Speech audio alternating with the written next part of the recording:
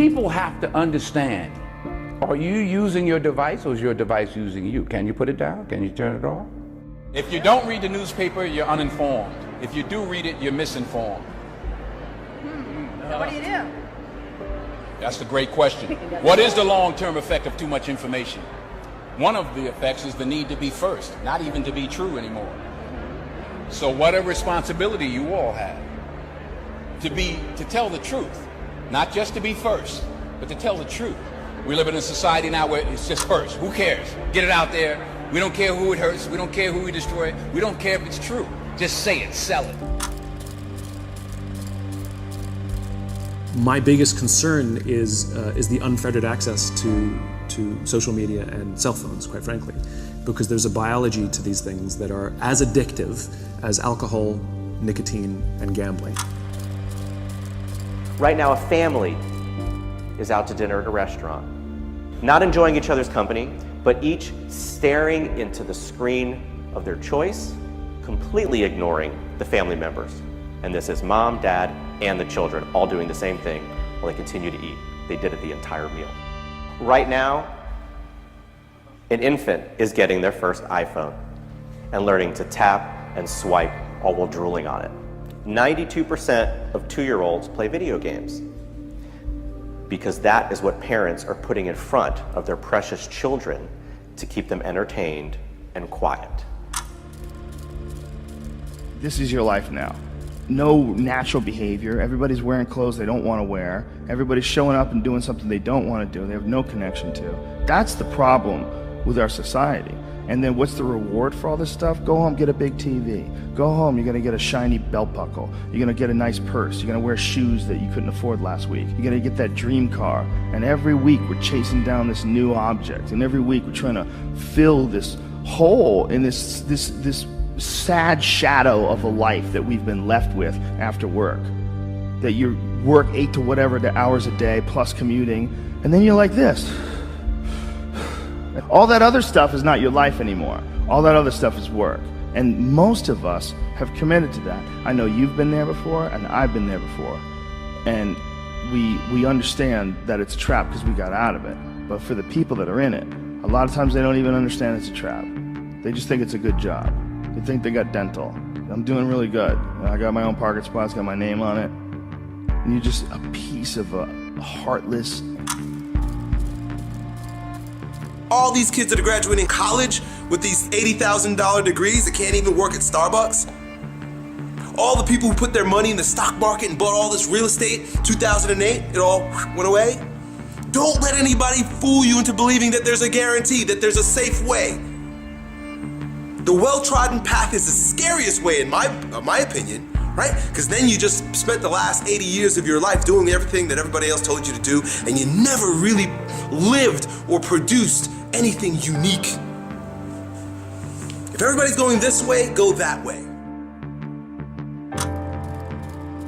We now know that many of the major social media companies hire individuals called attention engineers who borrow principles from Las Vegas casino gambling, among other places, to try to make these products as addictive as possible.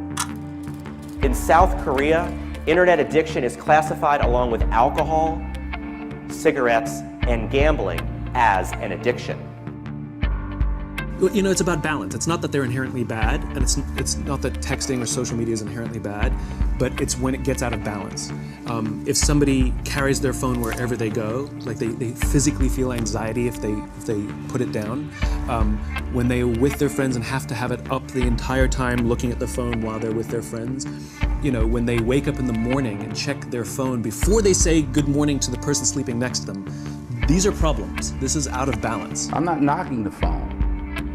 What I'm saying is we have to understand, we have to at least ask ourselves, around the world, you here in England, wherever you are, what is it doing to us?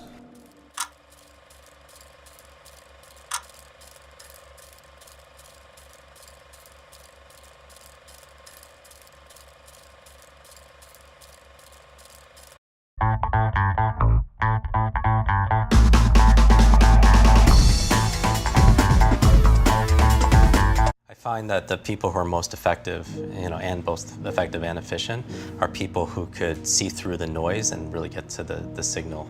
be able to separate yourself outside of the metaphor of the matrix, so that you could have clarity of purpose, you know. And I think one of the things that's really powerful also is just a lot of people, they give away their sovereignty and their power first thing in the morning. Like the first thing in the morning, they'll pick up their phone and they'll check everything, you know, because there's the way it's set up, right? They're getting their dopamine fixes, and it's just really rewiring their brain. So it's training them just to be distracted all the time. Can I stop you for a second? Sure. That was so rad. You give up your sovereignty and your power. That's incredible, dude. What's your morning routine look like? How does one avoid falling into the trap of reaching right for the cell phone and letting the world dictate? I mean, I think, okay, so I like really managing my first hour of the day and the last hour of the day, because it just, that's where I could control. Like sometimes when you go to the office, things are gonna hit you and such like that. But here, when you wake up, instead of reaching for your phone, right? Because first of all, I always I don't keep the phone actually I don't touch my phone the first hour. Because the problem is when you check for your email, for instance, all you're training yourself is just how to respond. You're reacting to everybody else's demands that they have for you, all their requests of the things that they're sending you. And so that's something that I don't want to train my brain to do. I meditate 20 minutes in the morning. You know, I have a full glass of water. I plan my day. I just write down 3 business things that I want to be able to focus on, and then 3 personal things. And that's a win for me. I don't have to go through a checklist of 200 things. If I just do these 3 things, it's a win for me. You know, even Will Smith, he says, if you know, 2 most important things, just run and read every day. Do something physically and something mentally to be able to keep yourself engaged and active to it. There's just all kinds of little hacks and manipulations that you can do, but most people are just incredibly, incredibly blind. There's so many distractions and there's so many enemies that are out there, and it's literally rewiring our brain. Even social media, the challenge is, you know, with these terms like Facebook depression and everything, because What's that? This is social media depression, because whereas everyone's looking at their feed and they're comparing their lives to other people, their highlights of other people's lives. Wow. And there's actually less life satisfaction, more sadness, depression, and stuff like that, because everyone is comparing themselves to. Wow, that's a thing. Posting. And it's a challenge, but more and more time is spent there. But you mean these devices are created to literally jolt you with dopamine, give you these fixes. And also the other reason why you want to routine your life that's important is because a lot of people nowadays, in addition to the overload and the overwhelm we all feel from the demands, is something called decision fatigue. And decision fatigue is saying that, latest research is saying that you can only make a set amount of good decisions a day. And then after that, you can't. And so people like, even simply, you've heard that Mark Zuckerberg or Tony Hsieh, they wear the same clothes every single day, the same sweatshirt, the same Zappos t-shirts, and you ask them, not the same, you know, they have their whole wardrobe, 20 of them, but the reason why is because they don't want to waste a decision on what should I wear today when they could be working on, you know, the things that they're most, you know, excited about. Do you think there really is a finite number of good decisions that you can make in a day? Okay, so I do believe that after a certain amount of focused effort, people suffer from mental fatigue, and that's where they make more mistakes. You know, that's where people become shorter with their temper. That's where the people make less than the best decisions ever, just because of fatigue and exhaustion, because they've been so focused doing certain other activities and such. Do you know Mark Divine? Yeah. All right, so he's got this concept of 20x, right? You're capable of 20 times more than you think you are. Yeah, that fascinates me. I think motivation is key. I think it's the key to life. I think it's the key to learning. I think people feel like that if they can't learn something or remember something, they're not tapped into their motivation, you know, because they don't want to. Like even things like names, let's say they're self-admitting that they're really bad with names, but when it comes down to it, they don't really want to remember the person's name, except for they'll remember the names of the people they're attracted to. They remember the names of the people that could be, you know, good for business, because there's inherent motivation. And so, you know, I always tell people, if someone's horrible with names, if there was a suitcase of $100,000 cash, if you just remember the name of the next stranger you meet, you're gonna remember that person's name. All of a sudden the person's a memory expert, but they didn't use any technique. So it had nothing to do with their capacity or their potential. It had everything to do whether or not they wanted to or not. And I really do believe that reasons reap results. That's the thing, that if you have enough reasons, you'll get the results. And I think that's one of the keys to learning faster. and remembering more. What motivates you, just in general? One of my very first students, she was a freshman, I was tutoring her, she read 30 books in 30 days, and I found out her motivation was her mother was diagnosed with terminal cancer and was given 60 days to live, and the books she was reading were books to save her mom's life. So for me, it's not about making a dollar, it's about making a difference. Like, I don't really get excited about $1 billion, but 1 billion brains coming online and unleashing their superpowers. And think about the kind of world we live in if we could raise the collective intelligence of the planet. Where are the Elon Musk and Jeff Bezos like that are just around, you know, out that could just do amazing things out there. Tell people what you think about questions. I really do believe questions are the answer. I mean, if people have the experience of wanting to change their life, I would start not only with their body, but also the questions that they ask themselves. I believe that ask a new question, you get a new answer. And I think that all the value in the world started at that place. Someone asked a new question about, you know, in business or in a relationship or in the world about putting a person on the moon. And brand new question, and all of a sudden we have brand new answers. And I think that the people that we admire in business that do, you know, like Peter Thiel, or people like going from 0 to 1, they ask a different quality of question and they get a different quality of answer. I think people that read a page in a book get to the end and just forget what they just read, which we're all guilty of. You go back and you reread it and you still don't know what you just read. I think a lot of those people, they're not clear about their outcome of why they read what they're reading. So they're not getting answers. But when your brain is like a magnet, and it'll just start getting answer, because you have part of that brain, they call it the reticular activating system, that determines your focus. Like years ago, I remember my sister would send me emails and postcards with this little pug dog, you know, with the smush-in face. And I was like, why is she doing that? And then I realized that, you know, it was her birthday coming up and stuff like that. But I just start seeing these pugs in Whole Foods, and I'm jogging in my neighborhood. I see a guy like walking 6 pug dogs and everything, and all of a sudden they started appearing everywhere. And where were they before? They were there, right? But we never paid attention to it because there's, you know, billions of stimuli any moment that's hitting us. And primarily your brain is a deletion device. It would go stark mad if it just paid attention to, you know, everything that was going on. You would go insane. And so primarily you're trying to filter out stuff, and people filter, you know, based around their beliefs, their identity, their self-worth, their values, and everything. Same thing when you're learning. You know, that's why writing your goals and having, you know, energizing them with emotions important, because you start seeing answers everywhere. You start seeing opportunity everywhere that's aligned with that goal that you have. And so same thing when you're reading. When you're looking for answers, all of a sudden you're reading, you're like, oh, there's an answer, there's an answer, there's an answer. And it acts like a magnet and just pulls it in. And you learn best by pulling information in, not pushing it in. That's not how the brain works. It works through not consumption, it works based on creation. You know, getting involved, rolling up your sleeves. Because here's the other tweetable, is learning is not a spectator sport. Learning is not a spectator sport. It's just like working out. And people see people who read an immense amount of information, right? Or they see people who are just really good with their mind solving problems. And they're like, oh, that person could do it because they're really smart. That doesn't make any sense to me, because that'd be the equivalent of me looking at someone at the gym, someone's bench pressing all this weight. They're like, oh, that person could do it because they're really strong. It's like, no, they're really strong because that's what they're doing. Right? They're doing that on a regular basis. That's why they're showing those kind of results. Same thing with your brain. Your brain acts like a muscle. You know, obviously it's an organ, but it's like a muscle. It grows stronger with use, but it's use it or lose it. And so many of us are outsourcing our brains to our smart devices. So it's keeping your memory, keeping all this stuff. And so they call it digital dementia.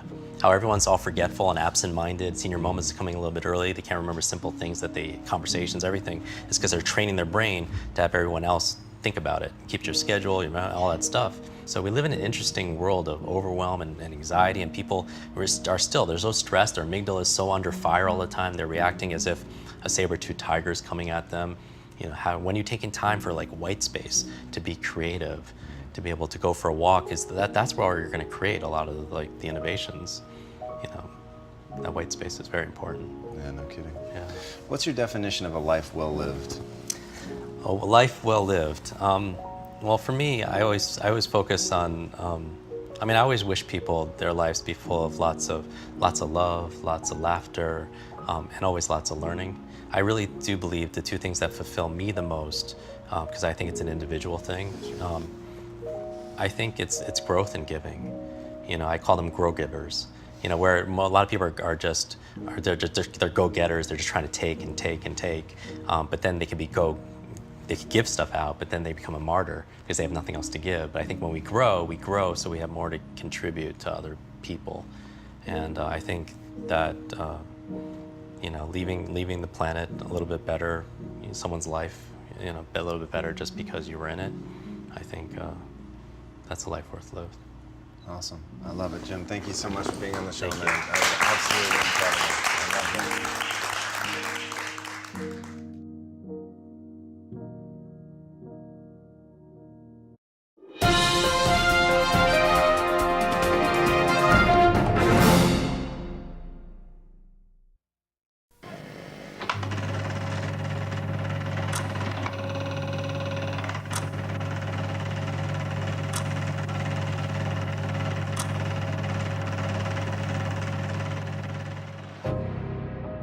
The tycoons of social media have to stop pretending that they're friendly nerd gods building a better world and admit they're just tobacco farmers in t-shirts, selling an addictive product to children. Because let's face it, checking your likes is the new smoking. Philip Morris just wanted your lungs. The App Store wants your soul. There are 2 billion people, more than 2 billion people on Facebook. That's more than it's about the number of notional followers of Christianity. People check their phones 150 times a day, the millennial sort of audience. And so if you think about it, from the moment you wake up, it's like you're jacked in to this environment. And thoughts start streaming into your head, designed by a few technology companies. What we find is the typical person checks their phone every 15 minutes or less. And half of the time they check their phone, there's no alert, no notification. It's coming from inside their head telling them, gee, I haven't checked in Facebook in a while. I haven't checked on this Twitter feed for a while. I wonder if somebody commented on my Instagram post. That then generates cortisol, and it starts to make you anxious. And eventually your goal is to get rid of that anxiety, so you check in. And apparently we feel stressed when we can't get our phone or when our battery is about to die. You probably know this feeling. And a research done in Australia among 3,000 people under the age of 30 found that 9 out of every 10 admit to feel this anxiety while having his battery dying. Steve Jobs revolutionized the entire world with the iPhone, and he never let his children use it, because he did not want them dependent on technology. Right now, an infant is getting their first laptop that's soft and squishy and makes noise. Right now, a child is being born online and being favorited and retweeted. The hypergenerational segregation of our time is bizarre, unhealthy, and historically unprecedented. You've never seen the like of people sitting at a table in a restaurant not talking to each other because they're texting and using their Facebook and Instagram and Twitter, and they are at the table and don't even know each other, in the house and can't even talk to each other.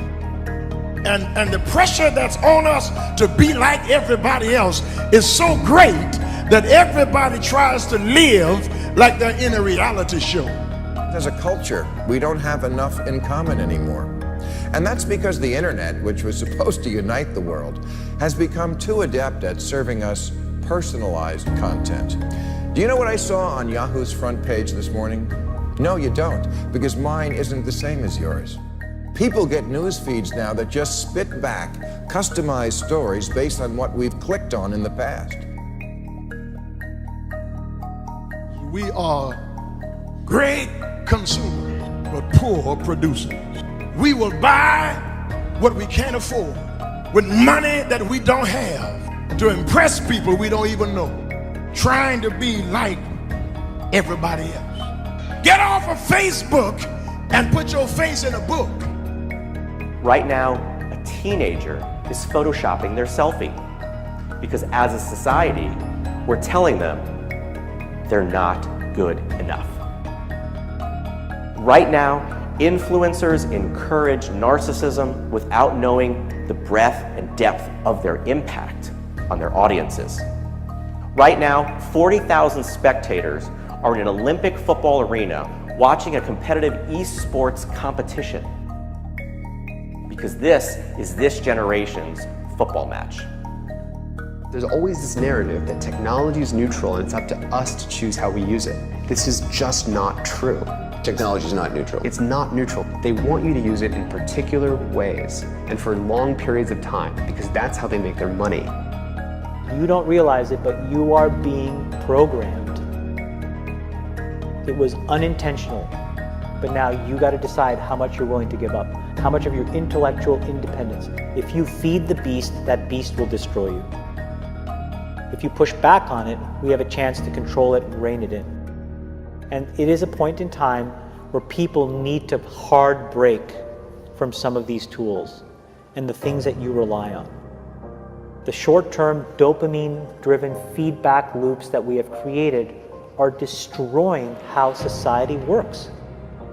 No civil discourse, no cooperation, misinformation, mistruth. And it's not an American problem. This is not about Russian ads. This is a global problem.